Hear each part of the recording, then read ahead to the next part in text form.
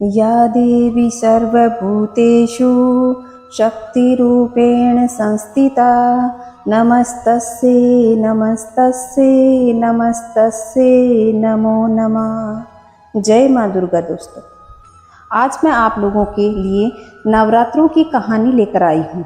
नवरात्रों की संपूर्ण विधि कि किस तरीके से हमें नवरात्रे करने चाहिए, उनकी क्या विधि है, क्या पूजा सामग्री होती है, किस तरीके से माँ की चौकी सजाई जाती है, किस तरीके से हमें घट स्थापना करनी है और 9 दिन तक माँ के स्वरूप की कौन कौन सी कथा है, यह संपूर्ण वीडियो मैं आप लोगों के लिए लेके आई हूँ।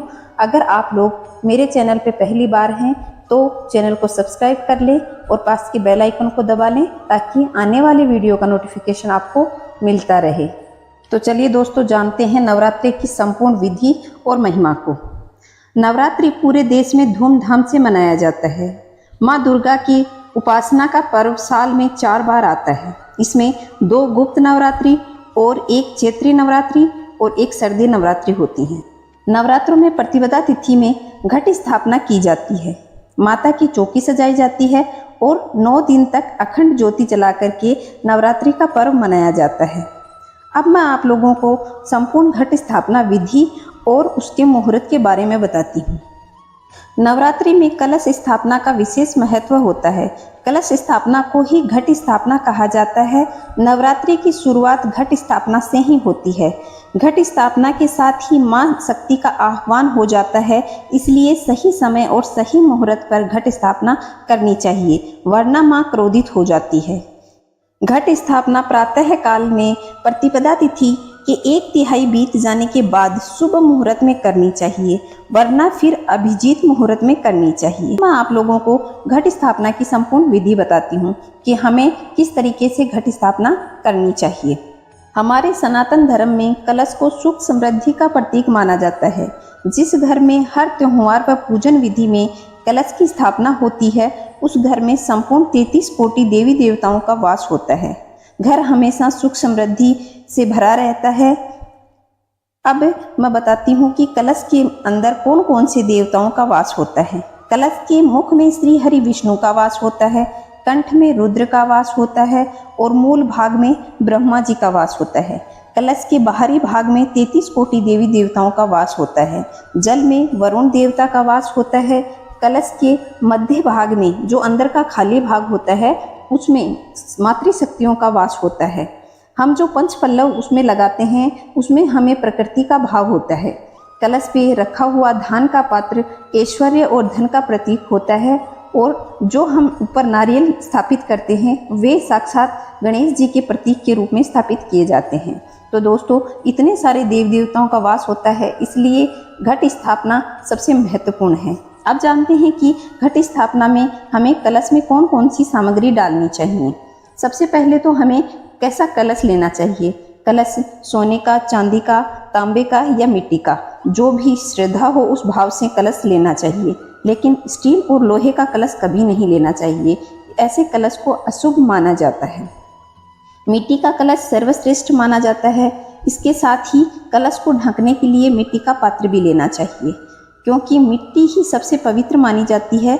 फिर इसमें रखने के लिए हमें रोली, मोली, चंदन, सुपारी, गंगाजल, अक्षत, हल्दी, सिक्का, नारियल, लाल कपड़ा आदि लें और 5 पल्लव पत्ते आप आम के या अशोक के, जो भी हो वो ले सकते हैं।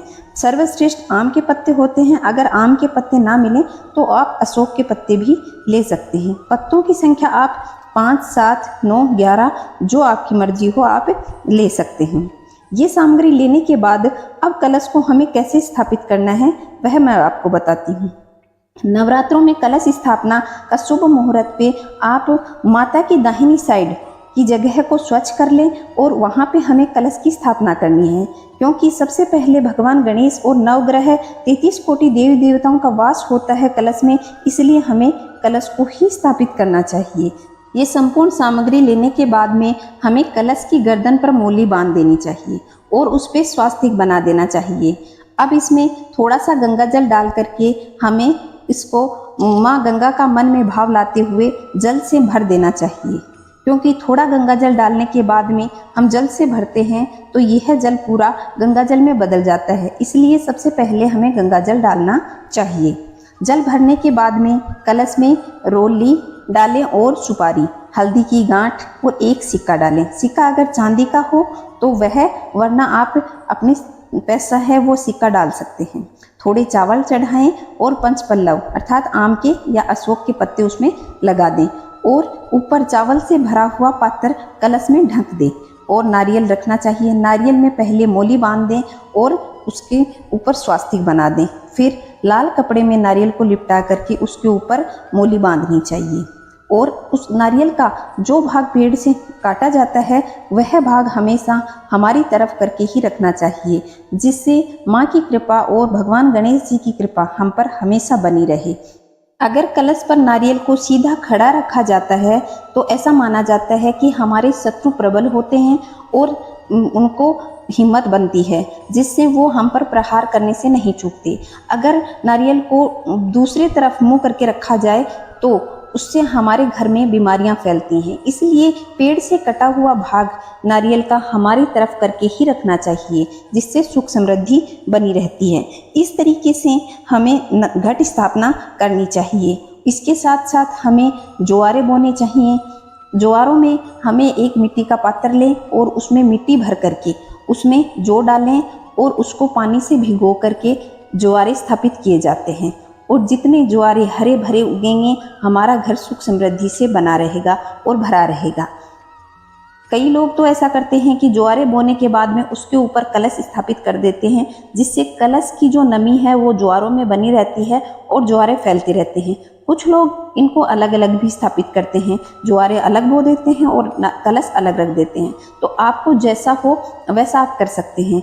ऐसा कुछ भी नहीं है कि उसके अंदर ही रखें या अलग रखें, जैसा आपको सही लगे आप वैसा कर सकते हैं। अब मैं आप लोगों को चौकी सजाने के लिए कौन कौन सी आवश्यक सामग्री हैं उनके बारे में बताती हूँ।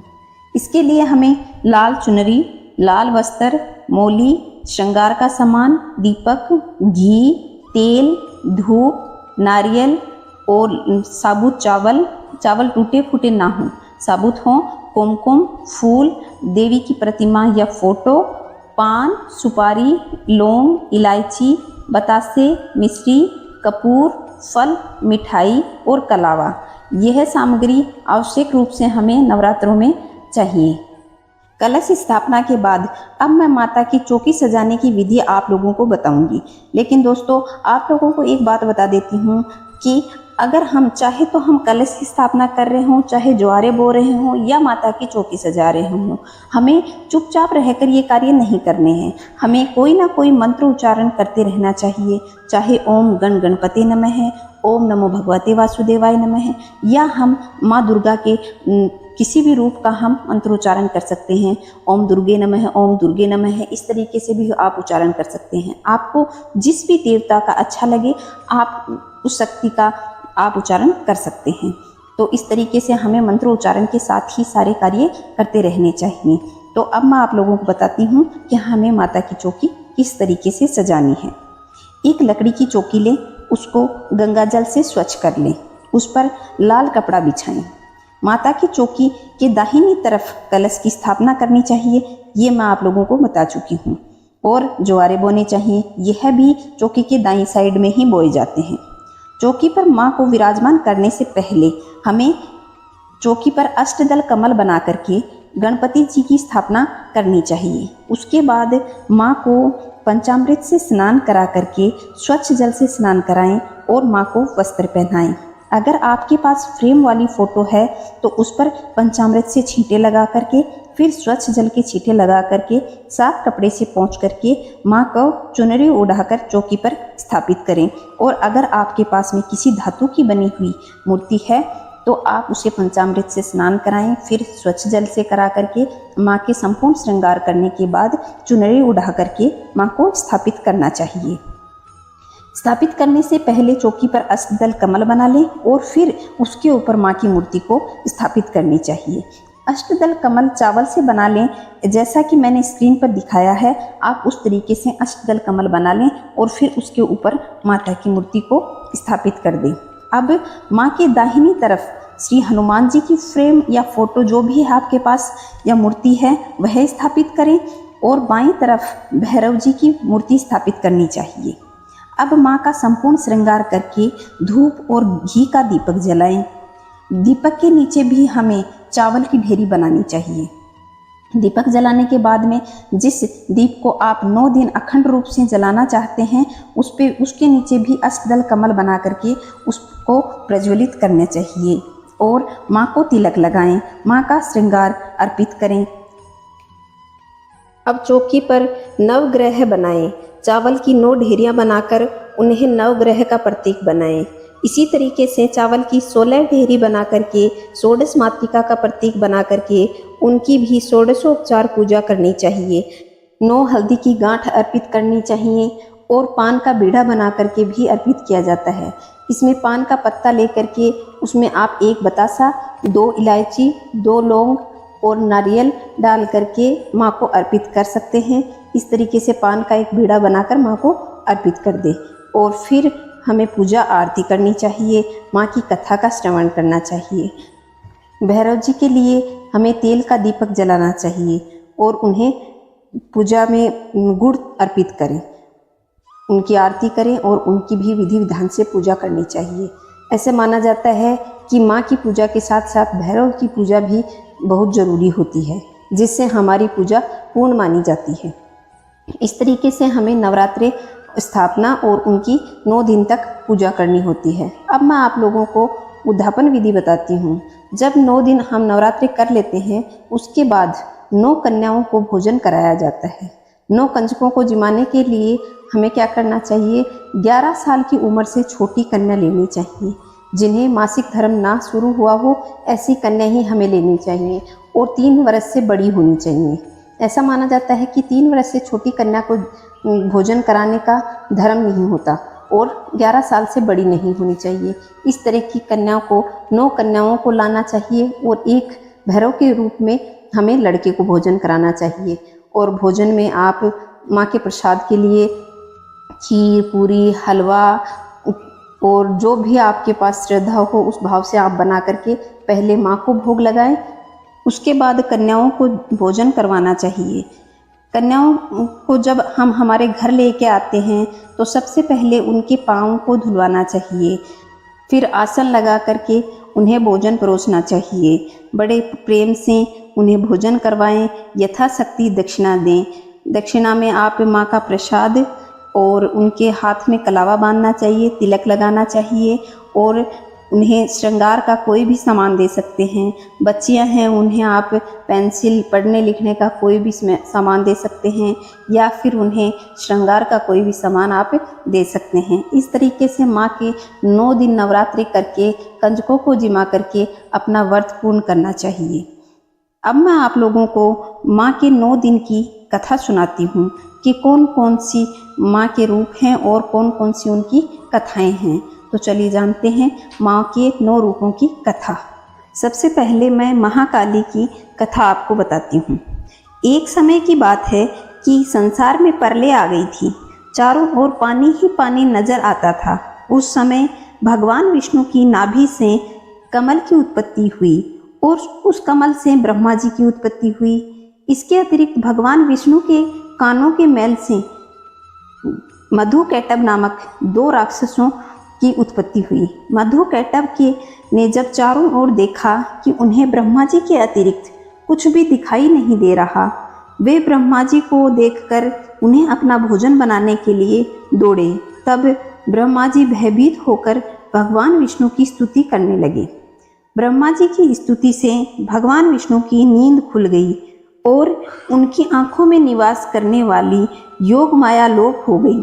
भगवान विष्णु के जागते ही मधुकैटभ ने उनसे युद्ध प्रारंभ कर दिया। कहते हैं कि यह युद्ध 5000 वर्ष तक चला। अंत में महामाया ने महाकाली का रूप धारण कर इन दोनों राक्षसों की बुद्धि को बदल दिया। वे दोनों असुर भगवान विष्णु से कहने लगे कि हम तुम्हारे युद्ध कौशल से प्रसन्न हैं, तुम चाहे वह वर मांग लो। तब भगवान विष्णु ने कहा कि यदि तुम कुछ देना चाहते हो तो यह वर दो कि दैत्यों का नाश हो। उन्होंने तथास्तु कह दिया। इस प्रकार महाबली दोनों दैत्यों का नाश हो गया। इस तरीके से माँ काली ने उन दैत्यों की बुद्धि को हर लिया था। अब मैं आपको महालक्ष्मी की कथा सुनाती हूँ। प्राचीन काल में महिषासुर नामक दैत्य था। उसने समस्त राजाओं को हरा करके पृथ्वी और पाताल पर अधिकार कर लिया। स्वर्ग पर अधिकार करने के लिए उसने देवताओं पर चढ़ाई कर दी। देवताओं ने अपनी रक्षा के लिए भगवान विष्णु और भगवान शंकर की स्तुति की। उनकी स्तुति से भगवान शंकर और भगवान विष्णु प्रसन्न हो गए और उनके शरीर से एक तेज पुंज निकला, जिसे महालक्ष्मी का रूप धारण कर लिया। इन्हीं महालक्ष्मी ने महासुर दैत्य को युद्ध में परास्त कर दिया और देवताओं के कष्ट को दूर किया। यह थी महालक्ष्मी की कथा। अब माँ के तीसरे स्वरूप चामुंडा की कथा आपको सुनाती हूँ। एक समय की बात है कि शुंभ और निशुंभ नामक दो राक्षस इस संसार में पैदा हुए। वे इतने बलशाली थे कि पृथ्वी एवं पाताल सब राजा उनसे हार गए। अब उन्होंने स्वर्ग पर चढ़ाई कर दी।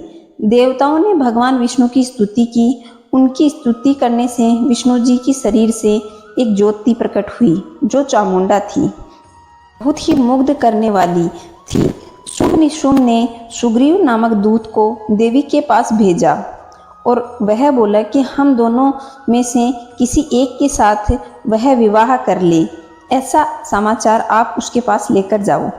उस दूत को देवी ने यह कहकर वापस भेज दिया कि जो मुझे युद्ध में परास्त करेगा उसी से मैं विवाह करूंगी। दूत के मुंह से यह समाचार सुनकर उन दोनों दैत्यों ने पहले युद्ध के लिए अपने सेनापति धूम्राक्ष को भेजा और धूम्राक्ष के सेना सहित मारे जाने के बाद में चंडमुंड को लड़ने के लिए भेजा। चंडमुंड भी देवी द्वारा मारे गए।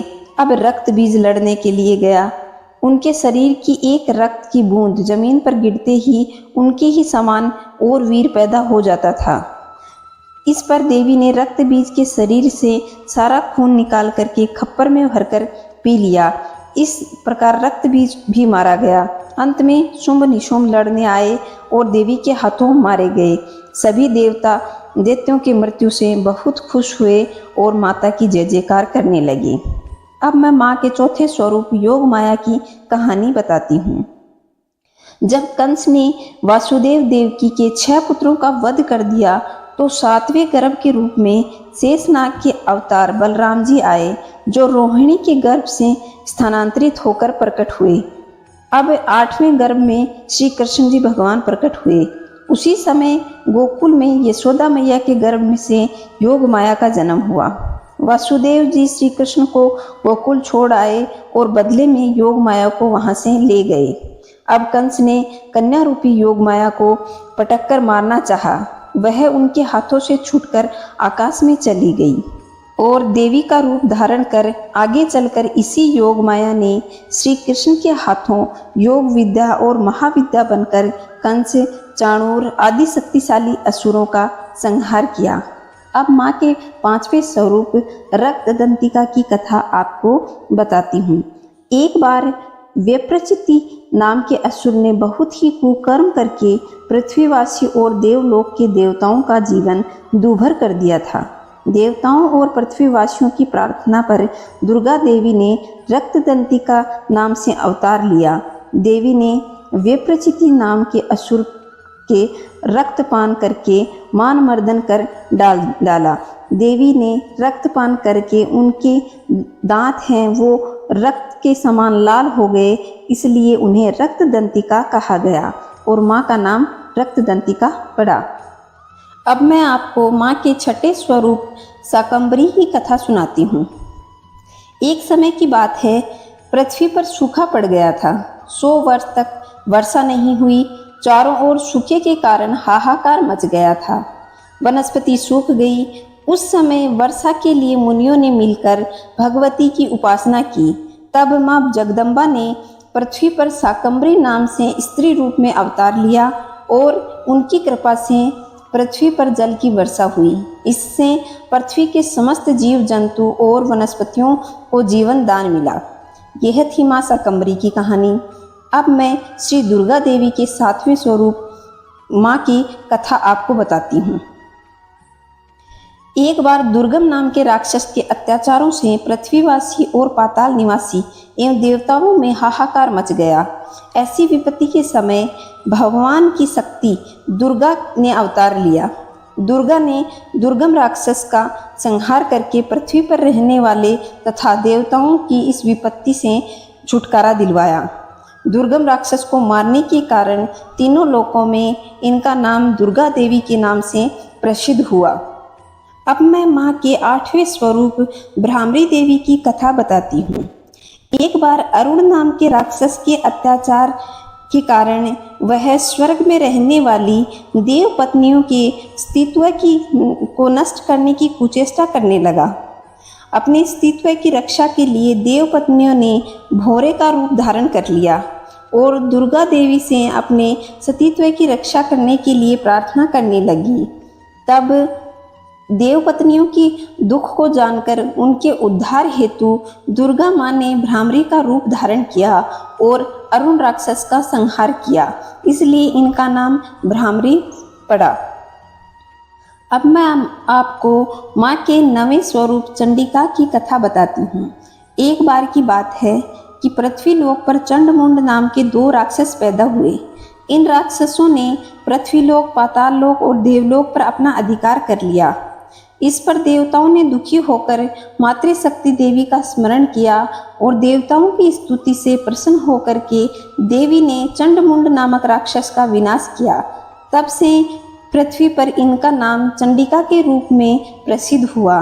यह थी नवरात्रों में 9 शक्तियों की कथा। आपको 9 दिन इन देवियों की कथा सुननी चाहिए और इनका पूजन करना चाहिए। तो दोस्तों, यह थी माँ के 9 रूपों की कथा। अब मैं आप लोगों को माँ के 108 नामों की महिमा को बताती हूँ कि माँ के कौन से 108 नाम हैं जिनकी माला का जप हमें नवरात्रि में प्रत्येक दिन करना चाहिए। तो चलिए जानते हैं माँ के 108 नाम।